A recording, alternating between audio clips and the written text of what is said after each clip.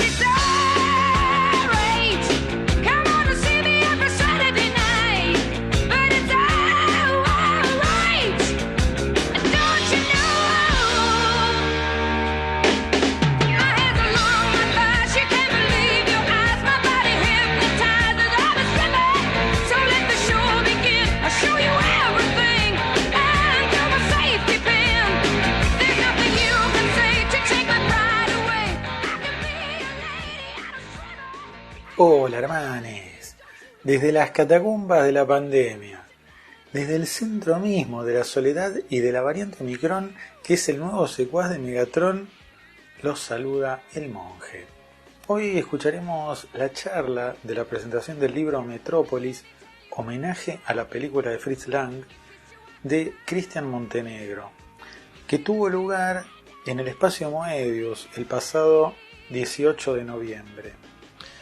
Allí estuvieron presentes el autor, Cristian Montenegro, y Fernando Martín Peña, conductor de Filmoteca, temas de cine, y el responsable del hallazgo de la única versión completa de Metrópolis. Nos encontramos al final.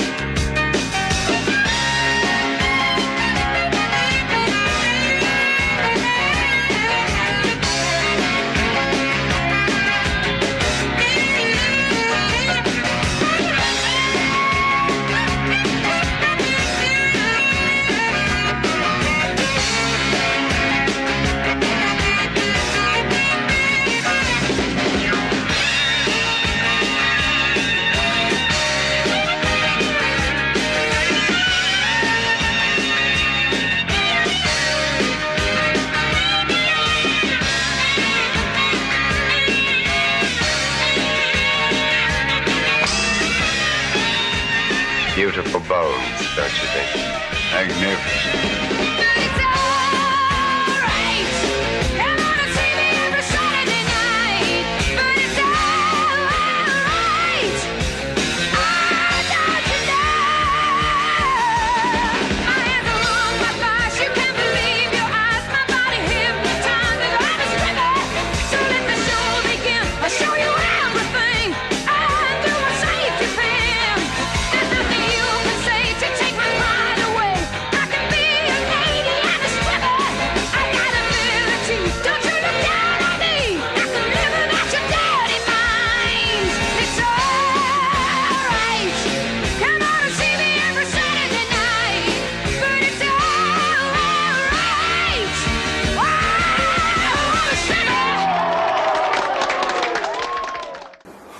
Bueno, yo tengo que agradecer la invitación porque no tengo que ver en principio con el mundo de la gráfica, sino con el del cine, que en este caso inspiró una obra gráfica extraordinaria. me invitaron a escribir el póslogo, porque no es un prólogo, es un texto que aparece al final. Y por suerte, yo le decía recién a Cristian, nosotros no nos conocemos, nos conocimos acá hoy, y cuando me invitaron yo al principio dije que sí, inconscientemente, sin haber visto una sola imagen. Por suerte después cuando me mandaron el trabajo me gustó, porque si no hubiera sido terrible tener que escribir algo y evitar hablar, ¿no? Podría hablar sobre Metrópolis, pensé, y dije, chao, no tengo por qué hablar de lo que sea que haga no sé quién. Pero resultó que el laburo además era buenísimo, y me parece que es muy difícil además de hacer, porque de vuelta, sin ser una persona educada en la gráfica, me puedo dar cuenta que en el trabajo de Cristian Cristian ha pescado cosas muy finas de la película. En el texto yo hablo de una textura que él usa mucho en sus dibujos, una textura como granulada, que evoca el grano del nitrato de plata del material fílmico, ¿no? Que es una textura muy particular que ya no existe más. De hecho, en esta copia digital no se percibe, por ejemplo. Pero si uno ve esta película en fílmico, sí se percibe ese grano. Que además no es un grano uniforme, es un grano que se va moviendo de fotograma a fotograma, es un grano que le da vida a la imagen fotográfica y le da otra calidez, ¿no? Bueno, esta es una de las cosas que él capta en su trabajo. Pero otra cosa que no lo escribí en el texto, pero que es todavía más difícil, o lo aludí, no me acuerdo, Metrópolis es una película que quiso ser muy deliberadamente, esto es totalmente deliberado, es parte del programa, del proceso creativo de la película. Fritz Lang se rodeó de arquitectos, diseñadores gráficos, y tuvo un equipo artístico muy consciente de lo que había que hacer, y la línea que él bajó es: quiero que la película, tanto evocación imprecisa de un futuro indeterminado, tiene que ser la suma, cómo visualizar ese futuro, ¿no? Entonces su solución y su bajada de línea fue que la película fuese un compendio de todas las formas de vanguardias que existían en ese momento, en 1926-25, cuando la película se concibió. Bueno, es una época especialmente fértil en vanguardias, ¿no? Es decir, muchas de las vanguardias más importantes y más influyentes de la historia del arte se dieron en esos años. Entonces su equipo salió a buscar esas vanguardias formales, que no son solo, no se ven solo en el diseño de la película, sino, como charlábamos recién, incluso en la coreografía de los movimientos individuales. Ella acá, que ella es un ser máquina, no es un robot, es un ser máquina, lo que después se va a llamar cyborg, pero en realidad en la película está aludido solo como ser máquina, una combinación entre materia viva y materia muerta, materia mecánica, ¿no? Ella acá se mueve como un pájaro, como un ave, ¿no? Va moviendo la cabeza, mirando para un lado, para el otro, medio espástica, y todos sus movimientos están calculados. Lang marcaba esos movimientos con el rigor de un coreógrafo. La forma de mover las masas también es deliberada. Si en un plano se mueve en una dirección, en el siguiente se mueve en la opuesta, o en una dirección ligeramente opuesta, para crear todo el tiempo la sensación de tensión, de algo que no es solamente un movimiento de masa, sino una cosa rítmica. Y eso es visible sobre todo en la copia completa, porque la película siempre estuvo hasta hace ¿cuándo fue? En 2008. En 2010 empezó a circular la versión reconstruida a partir de una copia que encontré acá en el Museo del Cine de Buenos Aires.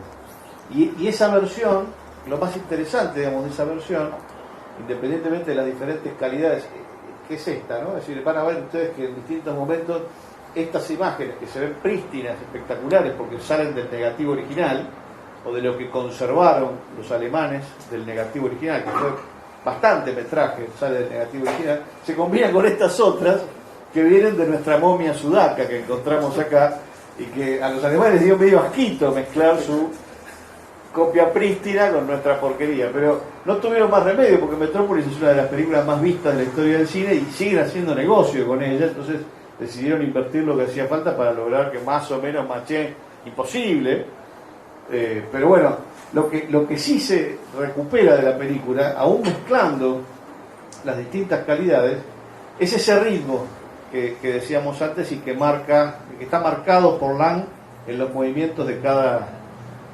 protagonista y de las masas. Entonces hay un ritmo, una música en la sucesión de imágenes que ahora la película tiene y antes no tenía. Eso yo creo que es el aporte más importante que hizo la restauración, la reconstrucción de la película. Como parte de toda esa concepción vanguardista, la película todo el tiempo propone motivos geométricos, y otra cosa extraordinaria que él hace es ver esos motivos y volverlos visibles en su dibujo. Nunca son arbitrarios esos diseños geométricos de él, sino que están propuestos siempre por la película. Son estilizaciones de cada una de las imágenes que él eligió recrear. Y créanme que esta película es una de las películas más fuertemente iconográficas de la historia. Yo no hubiera querido nunca estar en el papel de él, de meterse con Metrópolis. O sea, ustedes me dicen, bueno, hace algo sobre Metrópolis. No, porque ya Metrópolis ha dado de sí, digamos, todo, y es muy difícil, y acá el hombre lo ha logrado, con un componente original propio, que me parece importantísimo por esa dificultad, ¿no? Por esa cosa extraordinariamente compleja que es encontrar una vuelta de tuerca nueva a algo tan imponente, digamos, y tan logrado en sí mismo, ¿no? ¿Cómo le encuentra uno una variante a Metrópolis? Bueno, él se la encontró en esas geometrías que evidencian sus dibujos a partir de lo que la película propone. Yo no tengo mucho más para decir del libro, salvo que me gusta. Sí. El material encontrado. Sí. ¿Cómo se encontró? ¿Dónde estaba? Bueno, no se encontró solo, lo encontré yo. Digo, Por eso. esto lo subrayo Por eso porque. está aquí, por eso está aquí. No, esto lo subrayo porque hubo un momento.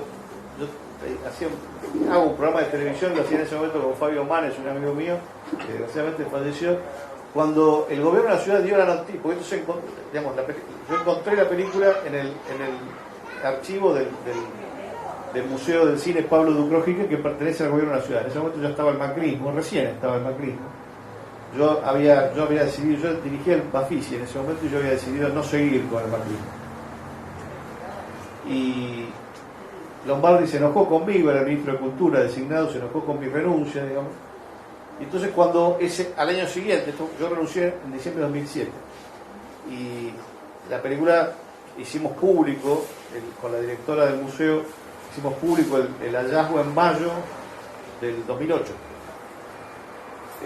Entonces en la primera gacetilla que saca el Ministerio de Cultura de la ciudad, dice eso, dice la película se encontró sola, es decir, estuvo tanto tiempo en unos estantes de una entidad pública que aprendió a hablar, dijo estoy acá, y se encontró. Y bueno, Fabio Manes, me acuerdo cuando se enteró, cuando leyó eso en Clarín, se enojó muchísimo, tanto se enojó que me transmitió parte a mí, ya me daba igual porque yo sabía que iba a pasar una cosa así, y entonces empezamos como a discutir esa idea, y por suerte Paula, que es una persona increíblemente decente,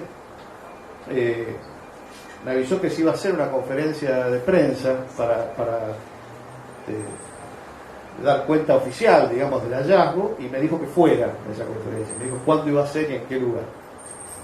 Y en plena conferencia habla Lombardi primero, y cuando le toca hablar a ella, bueno, Lombardi la elogia, dice, este es el resultado de poner gente que sabe sobre archivos. Es verdad, Paula es una de las personas que más sabe de archivos cinematográficos en Argentina, porque aparte es una de las pocas que se ha formado afuera, tiene una experiencia muy importante del tema.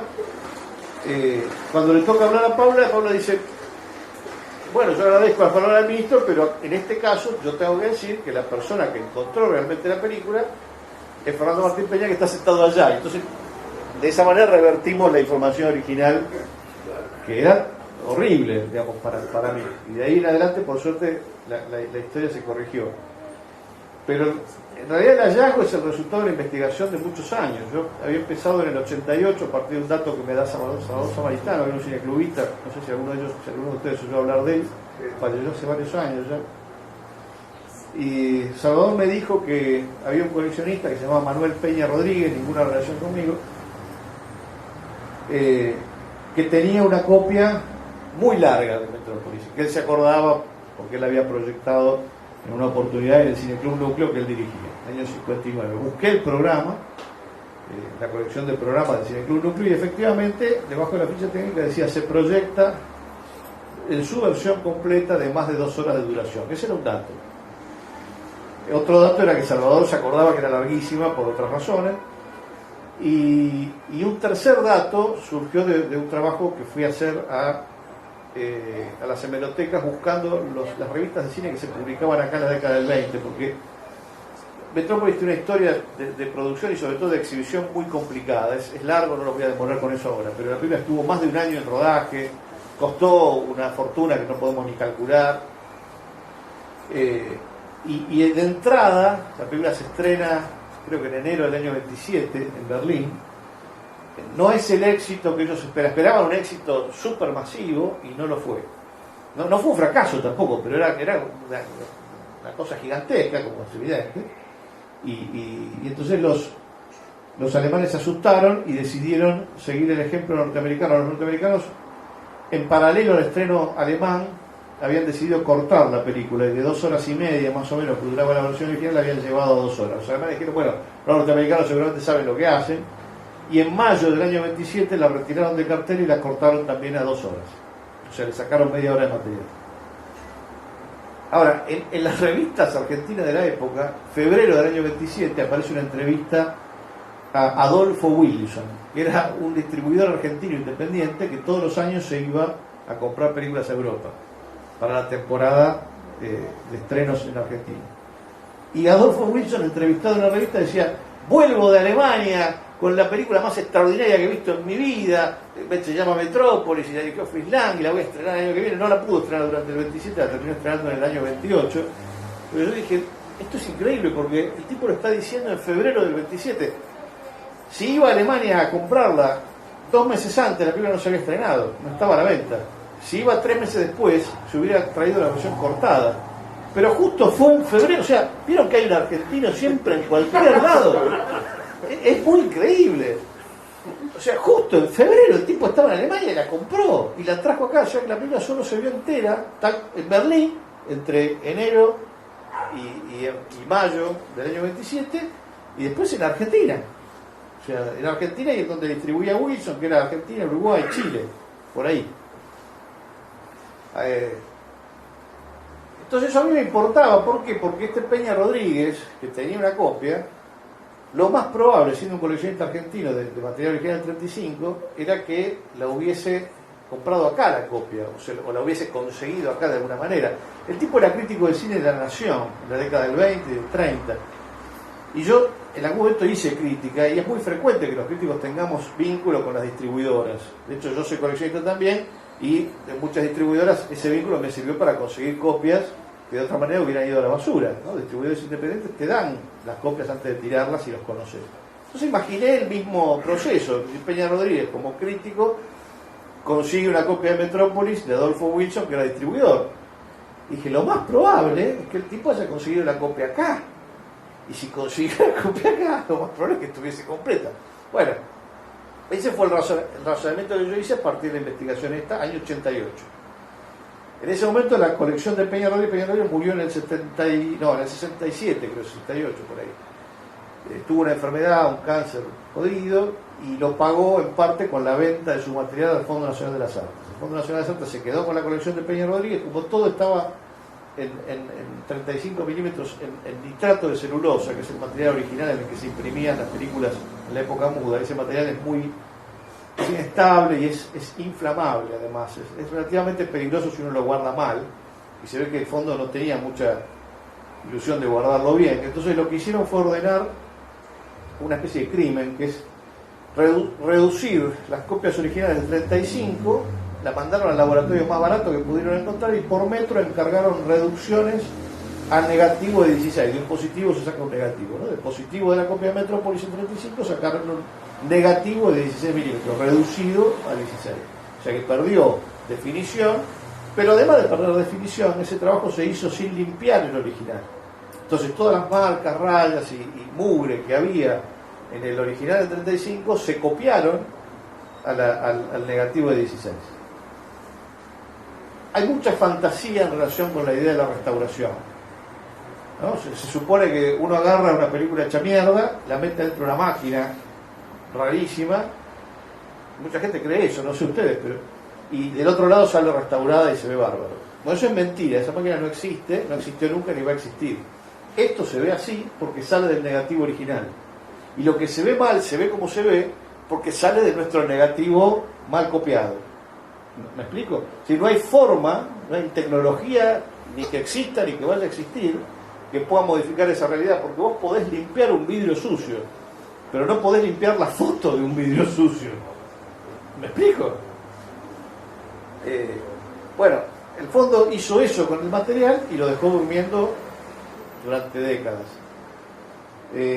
Salvador me cuenta esto en el 88, yo hago la investigación en ese momento, trato de que el fondo me deje ver la copia, no me dejan. No me dejan durante años, además. Me dicen que no, que es muy difícil, que está en latas, me dicen. Y bueno, todas las películas están en no, pero para nosotros es un incómodo. Bueno, me proponen dificultades que para cualquiera que sepa de material fílmico son tonterías, pero que en ese momento eran insalvables. Y después el material, el fondo lo donó al Museo del Cine. Esto debe haber sido en el 98. En el 2000 y pico, yo me acuerdo que fui al Museo del Cine, había un señor que se llamaba Poirier dirigiéndolo, y le dije, bueno, ustedes tienen acá, posiblemente, me gustaría verlo para confirmar, una copia de lo que sería la versión completa de Metrópolis, todo el mundo la está buscando. Ah, qué interesante, me dijo, el problema es que nosotros nos estamos por mudar, estamos en un edificio en la calle Sarmiento. Entonces todas nuestras colecciones están embaladas porque nos estamos por mudar. Bueno, una mudanza de una institución pública con semejante cantidad de material lleva mucho tiempo, con lo cual no supe más nada del material hasta el 2005, 2006, en donde la institución la dirigía el Coco Blaustein, que falleció hace poquito.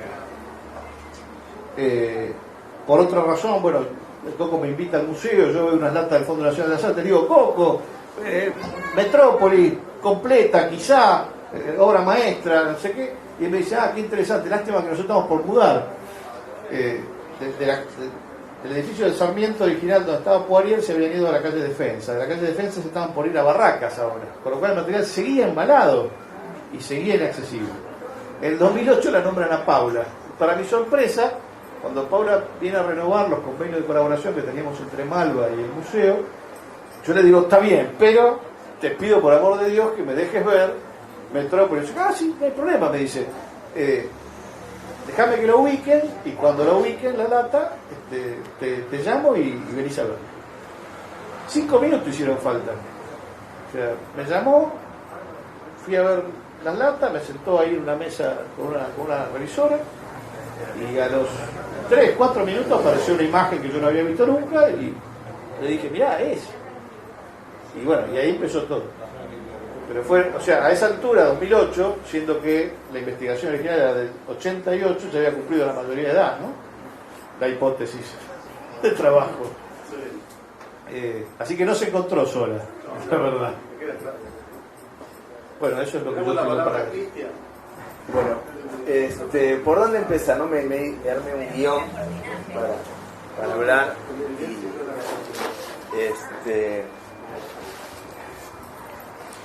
Bueno, lo primero es hablar de cuando recibí el mail de, creo, Sebastián tuyo era, ¿no? Que decía, che, tengo un proyecto para vos. Yo a Sebastián lo llené de libros míos, todos los libros que hacía se los daba, yo tengo la colección más completa mía.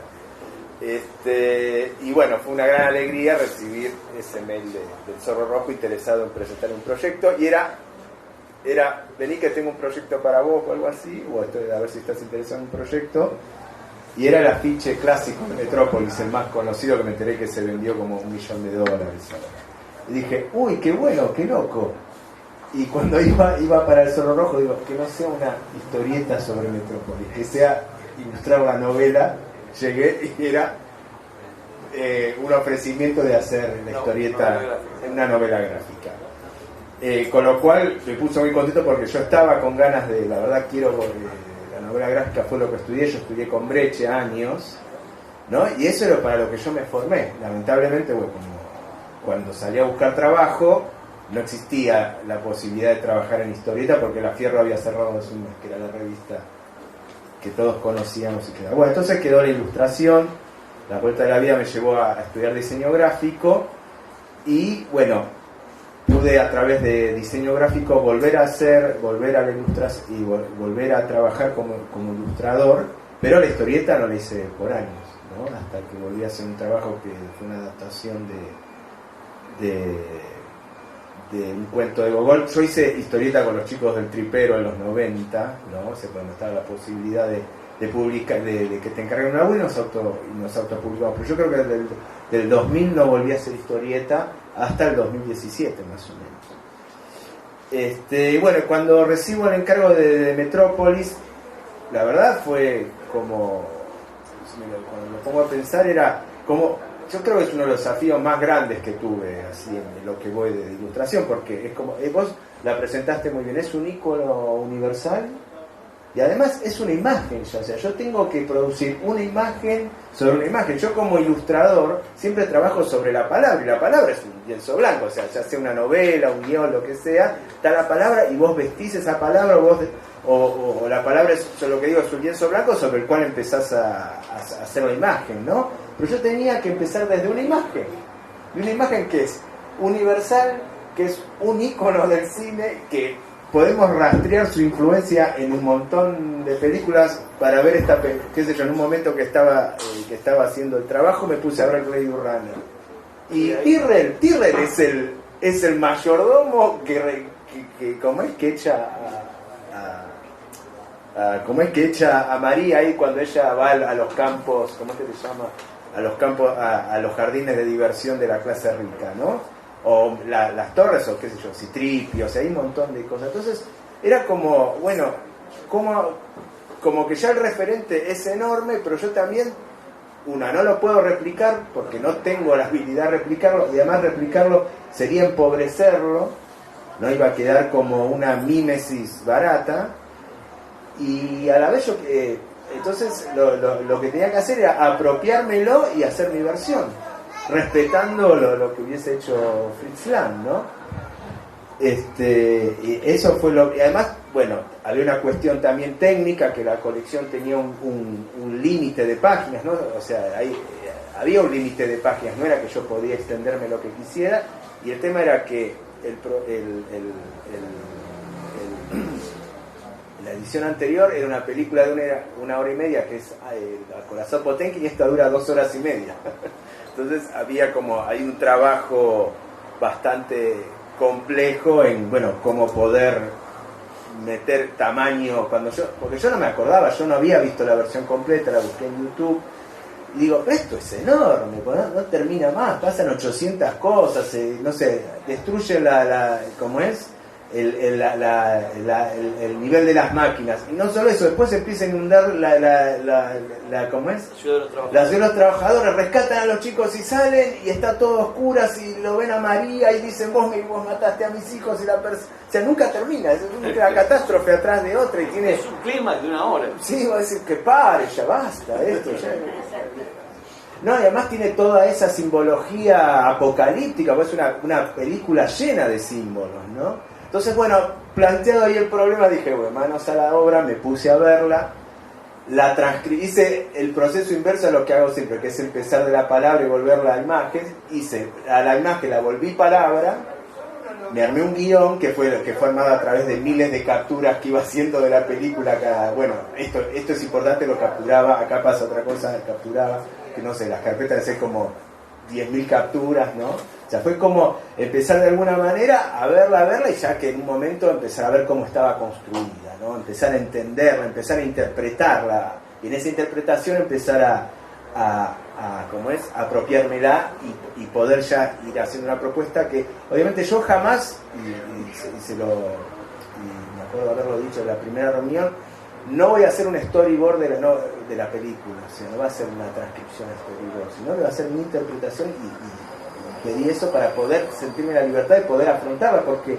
una transcripción literal es imposible, palidece ante el original. Entonces empezar a verla y empezar a entenderla y empezar a ver simbologías, ¿viste? A mí, qué sé yo, todo el tema de interpretar un texto siempre me pareció muy como algo que tuve como ilustrador, ¿no?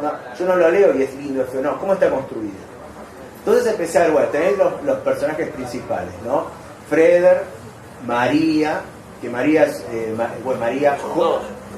María son tres, o sea, por ejemplo, María, ¿no? Bueno, María es la Virgen María, o sea, por algo se llama María, es la imagen católica de la Virgen María, la Madre Protectora, todo eso, que a su vez, digo, bueno, pensando en las lecturas que había tenido de Robert Graves, ¿no? Que habla que María es como está la presencia de la diosa madre, ¿no? Que en los griegos tiene las tres manifestaciones, ¿no? Que tiene que ver con la luna, ¿no? La luna creciente, la luna llena, la luna menguante. Y entonces dice que todas las diosas son la misma diosa en distintas manifestaciones. Entonces María puede ser la diosa virgen, núbil, el cuarto creciente, la protectora cuando está con los niños y cuando, bueno, digamos, la diosa núbil, virgen, que es cuando la enamorada de Freder. La diosa, mira, justo está Hel acá, que el problema era que Hel remitía al infierno, entonces lo eliminaron los yanquis. Bueno, entonces tenés la madre protectora, la Virgen María, la madre, la mujer madura, y la diosa de la muerte, que es María en versión robot. Entonces es como, en verdad es como el mismo personaje en sus distintas manifestaciones. Yo me iba haciendo esas historias, ¿no?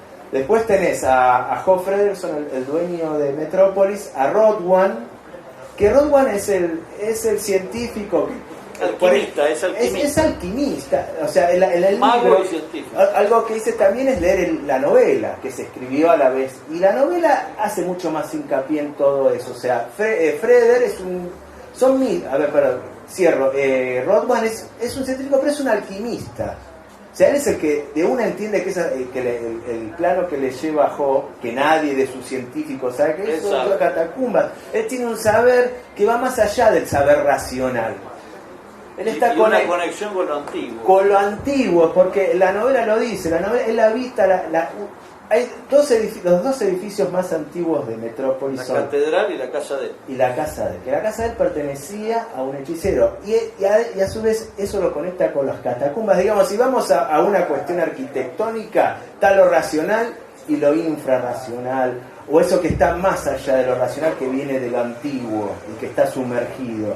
Y Rodwan sube y baja tranquilamente por eso él puede crear ese ser robot vivo, ¿no? Porque tiene un saber alquimista, mágico, que va más allá del científico racional como es de Newton, digamos, ¿no? Y además no lo dicen, pero está mutilado por sus investigaciones, ¿no? Se perdió la mano, me costó esta mano esta mujer. Y otra cosa, bueno, que ahora sigo hablando, bueno, entonces tenemos tres personajes que son místicos, que es María, Rodwan y Freder, que Freder tiene visiones, todo esto que vemos así, que son visiones. En el libro está como más aclarado, empieza con él tocando el órgano y teniendo así, volando a las alturas, no sé, está mucho más especificado, por lo menos yo lo entendí más claro en el libro que acá. Y hay otros dos protagonistas muy importantes, que son las masas,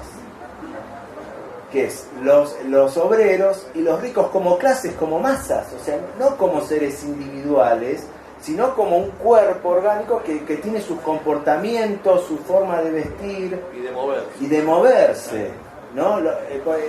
Los obreros están en las máquinas, están trabajando y tienen unos movimientos coreográficos, que eso es lo que, por ejemplo, que a mí me volaba la cabeza.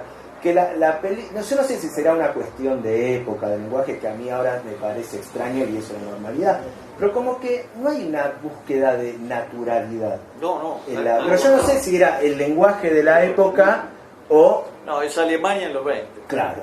Entonces, los obreros, uno los ve trabajando y hacen una coreografía, ¿no? Y eso, volviendo a lo que vos dijiste de las influencias, ¿no?, que salían a buscar, yo lo pienso que era la época en que estaban todos fascinados con el taylorismo. El taylorismo decía, ya las máquinas no pueden ir más rápido, ¿no? Tecnológicamente no podemos hacer que sea más eficiente, hagamos más eficiente a los hombres. Entonces este tipo, Taylor, un ingeniero, desarrolló todo un programa de movimientos para hacer los obreros, eso como diseñarle para que sean más eficientes. Y cuando veo esto, o sea, los tipos moviéndose así, digo, che, pero acá no habrán leído a Taylor por ahí, no habrá una idea de taylorismo en los movimientos, en el diseño de los obreros y todo eso. Y además, por ejemplo, fíjese, a ver, uno ve que obviamente que los obreros son personas, pero no es tan fácil darse cuenta, distinguirlos. Por ejemplo, la primera vez que vi la peli, yo a Georgie me lo olvidé, que Georgie es un obrero con el que intercambia ropa Fred, que es muy importante intercambiar ropa, porque cada uno tiene su ropa. O sea, Freder no viste la ropa que él quiere, él tiene la seda en el libro está bien especificado. De los ricos. La seda de los privilegiados o la seda de los elegidos, él viste. Y los obreros están todos iguales. Son todos iguales. Y los ricos también están todos iguales. Y todos tienen comportamientos y tienen determinados lugares en donde desarrollan sus actividades. Entonces, eso también me pasó que estaba y que vine a ver a eso, que rescatando también eso que vos dijiste que te gustó del Belgrano y eso. Yo justo vi primero, voy al punto. Estaba leyendo un texto de Benjamin así sobre el cine, y en el cual él está hablando, que dice que los actos políticos de ese momento, del 30 está hablando, están hechos para ser filmados. Todo el triunfo de la voluntad, o sea, todas esas coreografías, todo ese desarrollo de masas que hay, están hechos para ser filmados. La política o la expresión política de un acto está para ser filmado. Y eso me hizo pensar en Metrópolis, ¿no? Como en una película de masas, y como como que en verdad el cine setió la política, o sea, todas estas acciones, todas estas películas de alguna manera determinó la forma. Determinó la forma de cómo la política iba a ser desarrollado a nivel público, ¿no? O sea, estaba el mecanismo ya estaba seteando digamos, el futuro, ¿no? Entonces, esas frases de Benjamin, digo, bueno, entonces, a ver, tenés la masa obrera, tenés los ricos, bueno, esos van a ser los personajes. No los voy a distinguir, voy a hacerlos a todos iguales, y voy a ver de qué manera los voy a poder hacer comportarse como un todo en la historieta. Acá está. El que está a la izquierda se llama El autómata de la República de Weimar. Y digo, o sea, la idea de autómata ya estaba, o sea, como estaba muy... Y el que está al lado es el autómata de George Ross. Entonces, el referente que usé para construir a los obreros fue el autómata de la izquierda. Y individualizarlos a través de lo que hace Fritz Lang, ¿no? Que es el número, la gorra, ellos son números. Sí. Salvo que en un momento Freder tiene como ese acto de darle subjetividad y dice, ¿cómo te llamas? George, el nombre, ¿no? O sea, una empatía y le da. Pero la primera vez que ves a George, luego vuelve a aparecer en el momento que se interpone salvándole la vida ahí ante el cuchillo. Yo digo, ¿quién es este? Claro. ¿Quién es este tipo? Lo perdimos en George igual. Lo perdimos. Pero o sea, de alguna manera está ¿cómo es que se llama? La homogenización, ¿cómo decirlo? La generalización que produce, que ese defecto me vino bien para poder tomarlo como una decisión gráfica a la hora de... Entonces van a ser todos iguales, y lo único que le voy a dejar es el número como señal. Y los ricos lo mismo. Y después estaba que yo, viendo otra copia, vi la de Moroder. Dije... vamos a aclararle a la gente sí, que perdón. Giorgio Moroder, músico importantísimo, Flashdance, bueno, marcó las bandas de sonido del cine en los 70 y los 80. Se enamoró de Metrópolis en un momento y decidió hacer una versión expresionismo dance, edición. Sí, música de Queen, le metió Pat Benatar, no me acuerdo ahora quiénes eran, pero hay un disco con eso y todo. Esa versión la han restaurado recientemente, incluso porque después de haber estado fuera de circulación, medio porque gente le daba vergüenza, ahora la reivindican, ¿no? Porque está buena, de hecho, tiene cosas que son pegadas, pero es muy respetuosa del original, ¿no? Claro. Y me pareció mucho más viva que la restaurada. A mí, te digo, cuando vi la vi en YouTube, igual digo, che, qué chato, o sea, la luz, eso, yo no tenía otra idea. O sea, para mí, y es lo que vos decís, se restaura con criterios de época también, ¿no? Pienso, no sé, te pregunto. O eso, o lo que se ve era como lo veía originalmente la película. Mirá, esa nitidez, esa chatura. No, bueno, eso es toda una discusión que hay, porque vos podés, con las herramientas digitales, si tenés el negativo original, limpiar más allá de lo que se puede limpiar. Claro. Y nunca la gente vio la película así. Hay un tema ético ahí. La parte que ellos conservaron del negativo, la trabajaron de esa manera. Ahora, una cosa es la copia digital, sí, y otra cosa es la copia que ellos mismos hicieron en Fílmico. En Fílmico la dosificación de luz es distinta y no está esa cosa plana que vos decís. Claro. Y vi la de Mororder, digo, pero esto es otra cosa. O sea, la imagen es fantasmal, vibra, o sea, esas imperfecciones, es una imagen mucho más viva y mucho más rica para mí. ¿Viste? Es como etérea. Y vuelvo también a Benjamin, estaba leyendo, y él dice, habla del cine, ¿no? Y dice el fantasma, ¿no? Que el cine, o sea, el actor de cine es un fantasma proyectado sobre una pantalla. Entonces pensé en términos de luz, ¿no? De luz proyectada. Entonces tratar de dibujar pensando en términos de luz proyectada, ¿no? O sea, esto como me da la clave, y luego pienso en las cosas que hace Bacon, ¿no? Que eso es una cita a Potemkin, porque es el disparo, la mujer con el disparo. Entonces como que, lo que me interesa de Bacon, en verdad, es que él está tomando el error del cine cuando empieza a saltar, y eso lo vuelve estético, lo vuelve una estética. Y eso, entonces fue como alejarme de esa nitidez de la que se ve bien, porque en verdad para mí perdía vida, tenía mucho más vida la copia de Mororden, con todo ese movimiento, ese carácter de luz proyectada, que para mí la pierde en esa restauración. Me copaba esa idea de luz proyectada, ¿no? Entonces eso fue lo que me alegra que vos lo hayas visto o te haya gustado eso, porque esa era la idea. Yo quiero que esto parezca luz proyectada, obviamente es impreso, pero sí, pero es lo que representás. Claro, totalmente.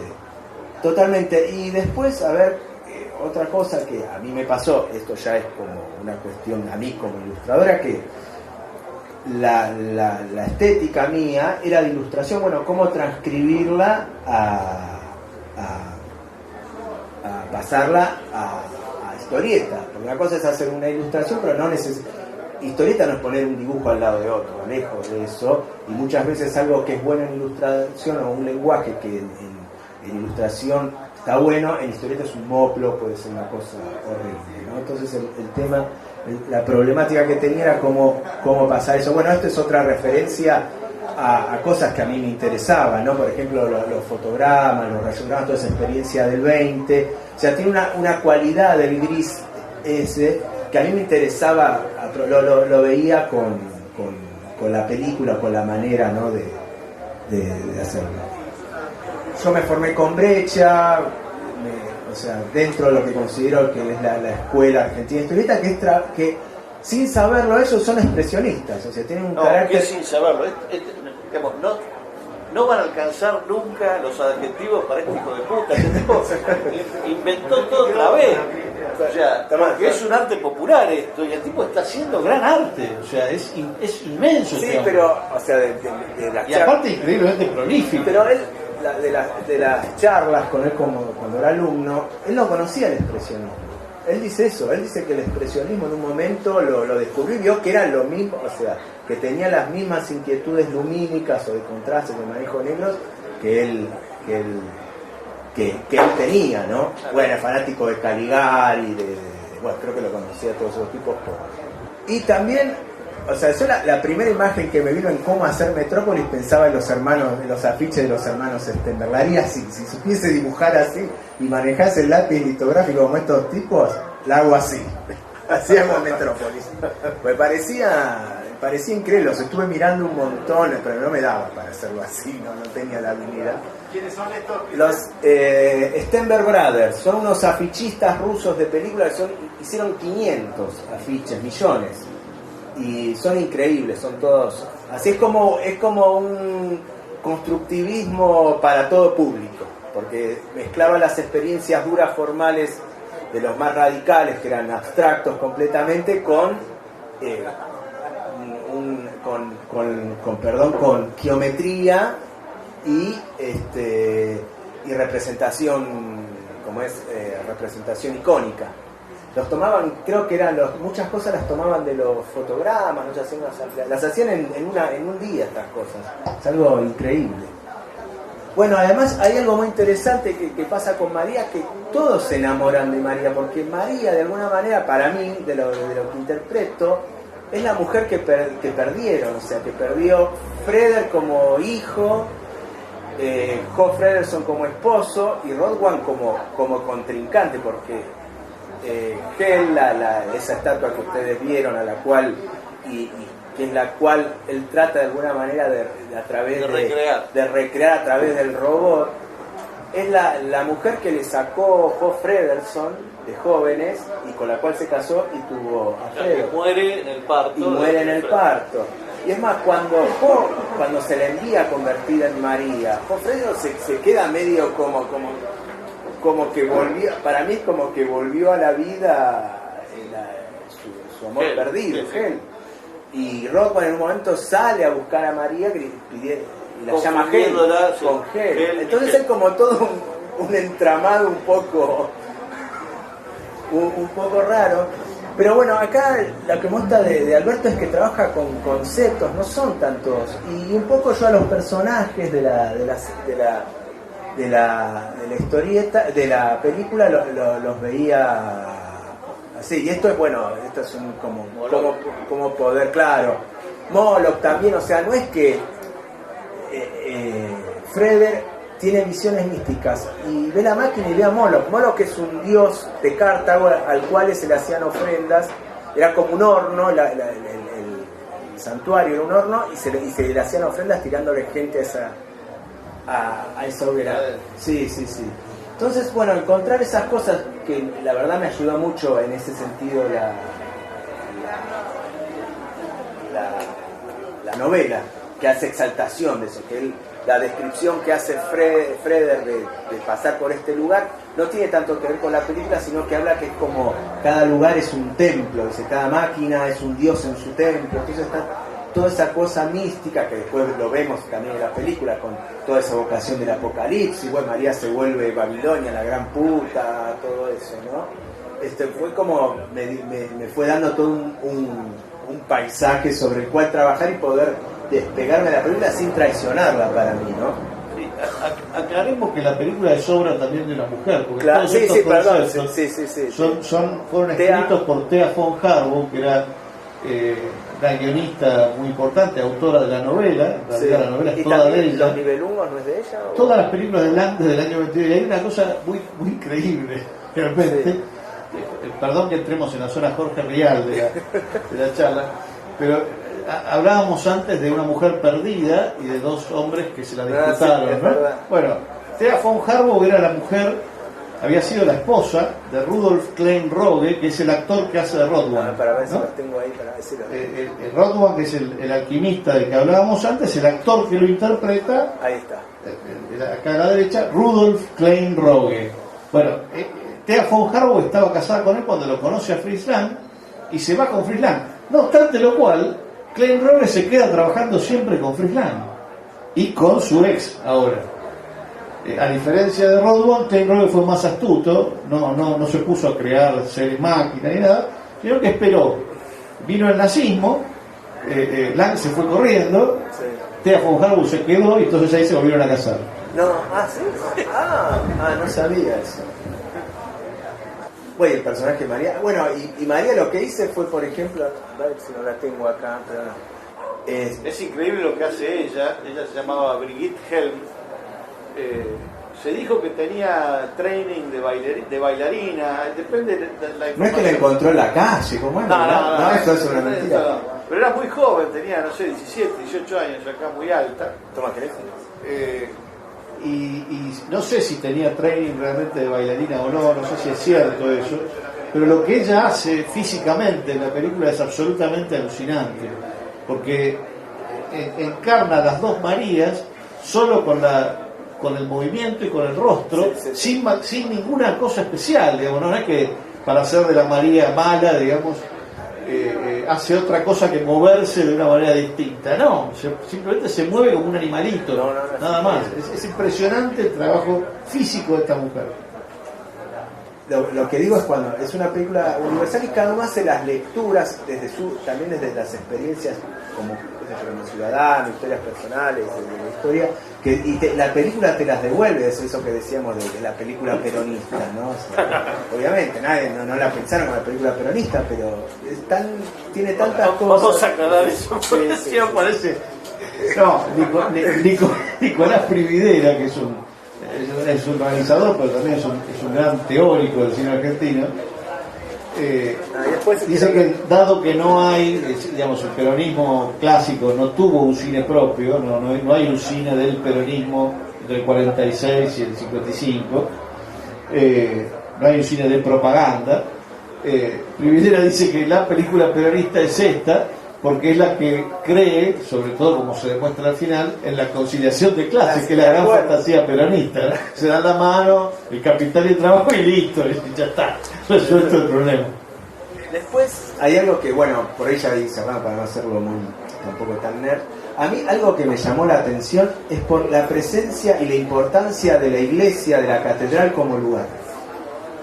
O sea, como el lugar de acuerdo. El acuerdo, el nuevo pacto, es acá. Y me acordé de esto, esto es un grabado que estaba en el manifiesto de la Bauhaus, que se llama la Catedral del Socialismo. Y la Bauhaus decía que hay una idea en el arte que es la obra total, que es el arte en el cual confluyen todas las artes. El que hace cine dice es el cine, el que hace arquitectura dice es la arquitectura, Wagner decía era la ópera. Y es muy interesante porque Fritz Lang era arquitecto. Sí. La Bauhaus saca este manifiesto que eso es lo que tiene la catedral dentro de la historia de la arquitectura como ícono.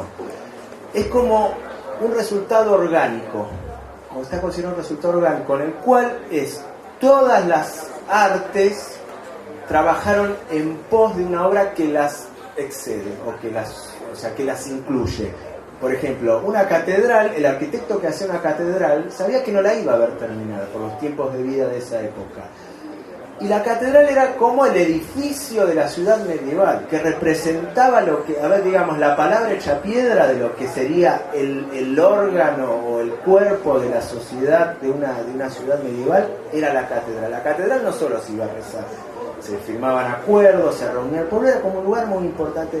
Y a mí me llamaba mucho la atención que el pacto se haga en la catedral. Entonces me pareció que puede estar esta idea, ¿no? La catedral del socialismo ahí atrás de elegir ese lugar. Y también como una presencia de lo antiguo que a través de lo antiguo rescatar o poder salvar lo que está mal ahora para no construir un pacto nuevo, sino para restaurar un pacto nuevo, ¿no? Entonces yo ahí me tomé la libertad de meterla, de darle más presencia a la catedral de la que le da en la película. Es más, yo quería que termine en la catedral y dijeron, no, van a pensar en algo religioso y eso. Entonces quedó, lo corrí, eso fue editado y se fue a la mitad, ¿no? Pero a mí, por ejemplo, los lugares en los que se suceden las cosas, las catacumbas, o sea, todo eso de lo arcaico que ha sido olvidado y tapado por lo racional, que es donde está la respuesta a los problemas actuales, ¿no? Me parece una película eso que tenía mucha simbología o muchas posibles o abierta un montón de lecturas, y eso también la vuelve a eso que, como ese comentario peronista, esto es más o menos lo mismo, o sea, tiene tanta simbología que va más allá que te permite cualquier abordaje. Sí, de hecho mucha gente suele decir que es una película de ciencia ficción. Yo no creo, yo creo que es una fábula que transcurre en un tiempo indeterminado. No en ningún lado dice cuándo transcurre la acción de la película, salvo en las versiones cortadas a las que les han cambiado los textos, pero son intervenciones apócrifas. 2015, la película no existe. 2026, ¿no era? No existe, no hay ninguna referencia epocal porque se trata de un otro tiempo en el que el hombre ha perdido básicamente el humanismo, digamos. Y esto también tiene que ver con la Primera Guerra, ¿no? Es decir, hay esa conciliación que de hecho muchos críticos abominaron de eso, ¿no? Criticaron la película, cuestionaron la película porque encontraban que el final conciliador era una pavada. Fritz Lang. El propio Lang, pero con el tiempo, en el momento no, con el tiempo dijo, bueno, en realidad yo pensar que los problemas sociales se pueden resolver así, pero eso fue después de conocerlo a Brecht en Estados Unidos. Yo pensé que él quedó así. No de entrada, no. Pero tiene que ver con un clima de época porque Borges hace en un ensayo de sus primeros libros un compendio de los poetas expresionistas, que la mayoría eran muy jovencitos y se murieron en el frente, murieron en las trincheras. Pensaban que la guerra iba a ser la gran depuradora, muchos se alistaban voluntarios, claro, pero pintores que murieron así, pensando que iba a ser, la guerra iba a ser el fuego que iba a depurar esta sociedad. Claro, pero lo que encuentra Borges como temática común en los poetas estos es el deseo de que de alguna manera llegue una conciliación, llegue un acuerdo, pero que se termine el horror, porque no se puede vivir, no se puede soportar un día más en la trinchera, ¿no? Claro. Entonces, más cerca de 1918, que es el fin de la guerra, 17, plena guerra, que es cuando se hace la película, digamos, apenas 8 años después, 9 años después, es más fácil de entender esa vocación humanista más que humanitaria, humanista, de querer creer más que de creer, de querer creer en la posibilidad de una unión pese a las diferencias. En ese contexto me parece que tiene más sentido que después, o que hoy pareciera que es imposible pensar así. Pero en ese momento tenía ese sentido, estaba más presente esta idea de que mejor que antes de volver a este desastre mundial, de alguna manera nos amiguemos, ¿no? Y la película refleja eso, porque el caos del final es un poco la guerra, es la muerte, la destrucción, el desastre, que estaba ahí a la vuelta de la historia, estaba ahí nomás, ¿no? Pero no es una película de ciencia ficción, es una película que plantea una hipótesis en forma de fábula, en donde, como decías vos, todos los personajes representan conceptos que son multívocos, además, ¿no? Que permiten todas las interpretaciones que la película ha tenido a lo largo de la historia, que son infinitas prácticamente.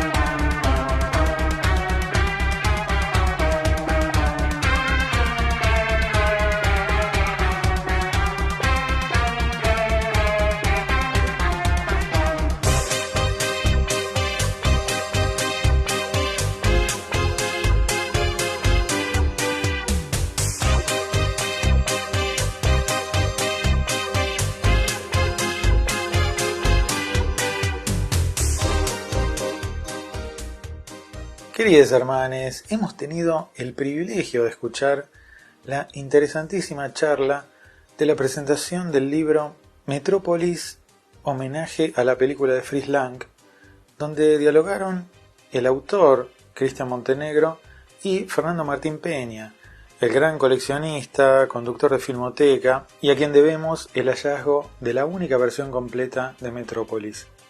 Esto fue todo por hoy. Los interesados pueden encontrarnos en Instagram y en Mixcloud como El Monje Radio.